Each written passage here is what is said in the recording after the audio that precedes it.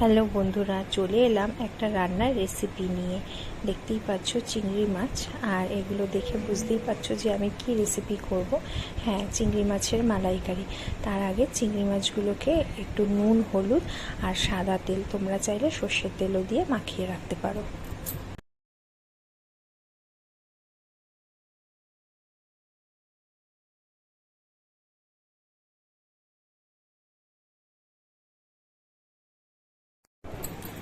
তারপর কড়াই গরম হয়ে গেলে তার মধ্যে দিয়ে দিচ্ছি সর্ষের তেল। এবার সর্ষের তেলের মধ্যে আস্তে আস্তে চিংড়ি মাছগুলোকে ছেড়ে দেব, আর এইভাবে মাছগুলোকে আস্তে আস্তে ভেজে নেব সবকটা মাছকে।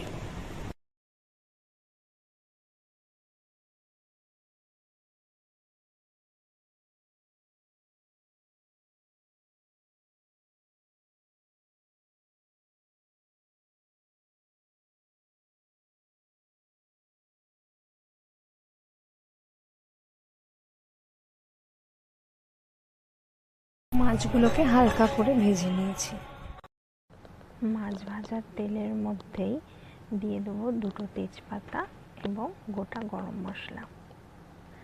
এরপর দিয়ে দেবো গোটা গরম মশলা আর তেজপাতাগুলোকে একটু নেড়ে চেড়ে তারপর দিয়ে দেবো 3 চামচ পেঁয়াজ বাটা আর 2 চামচ আদা ও কাঁচা লঙ্কা বাটা। এগুলোকে ভালো করে মিশিয়ে নেব। মিশিয়ে নেওয়ার পর এবারে একটা ছোট্ট বাটিতে ওর মধ্যে দেব একটু হলুদ গুঁড়ো, একটু জিরে গুঁড়ো, একটু লঙ্কার গুঁড়ো আর ধনে গুঁড়ো দিয়ে ভালো করে একটু জল দিয়ে চামচ দিয়ে ভালো করে গুলিয়ে নেব। আর পেঁয়াজ আর আদা আর কাঁচা লঙ্কা বাটা যখন আমি একটু দেখবো ভাজা ভাজা হয়ে এসছে, ওর মধ্যে একটু পরিমাণ মতো নুন দিয়ে দেবো এবং এই গুলিয়ে রাখা যে মশলাগুলো সেগুলোকে দিয়ে দেবো।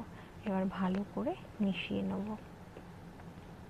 মশলাগুলো একটু ভাজা ভাজা হয়ে আসলে তারপর দিয়ে দেব নারকোল আর টক দই। আমি মিক্সিতে ভালো করে পেস্ট করে